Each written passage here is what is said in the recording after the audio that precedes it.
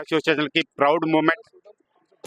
Under-19 world కప్లో రెండోసారి త్రిష ఆడడం, అంతేకాకుండా ఇండియా పేరు పూర్తిగా రెపరెపలాడించేలాగా త్రిష మంచి పర్ఫామ్ చేసి హైదరాబాద్ క్రికెట్ అసోసియేషన్ పేరుని, ఇండియా పేరుని కూడా పైకి తీసుకెళ్లడం, దీంతో పాటు ధృతి కూడా మంచి పర్ఫామ్ చేయడం, వీళ్ళిద్దరు కూడా హైదరాబాద్ క్రికెట్ అసోసియేషన్కి మిథాలీ తర్వాత వీళ్ళిద్దరు కూడా అంత పేరు తీసుకొస్తారని, వీళ్ళిద్దరికి ఫ్యూచర్ మంచి ఫ్యూచర్ ఉంటుంది.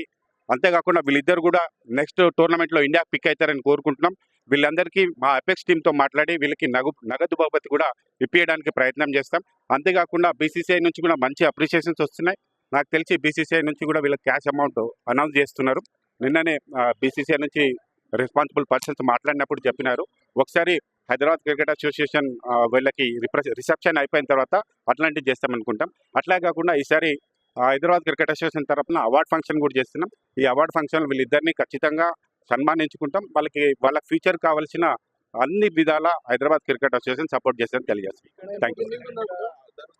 పాత పెండింగ్స్ ఏవైతే ఉన్నాయో అన్ని పేమెంట్స్ ఇచ్చేస్తున్నాం. త్రిషకు కూడా ఏదైతే అనౌన్స్ చేసిందో అది అపెక్స్లో మాట్లాడిపోయడానికి ప్రయత్నం చేస్తాం. అంతేకాకుండా ఇప్పుడు కూడా అపెక్స్లో మాట్లాడిన తర్వాత త్రిషకి అండ్ ధృతికి కూడా మంచి క్యాష్ అవార్డ్స్ అనౌన్స్ చేయబోతున్నాం.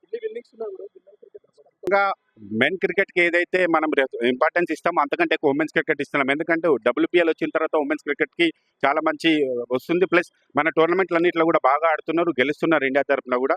అంతేకాకుండా మేము ఈసారి ఉమెన్స్ లీగ్ కూడా స్టార్ట్ చేసినాం హైదరాబాద్ క్రికెట్ అసోసియేషన్లో.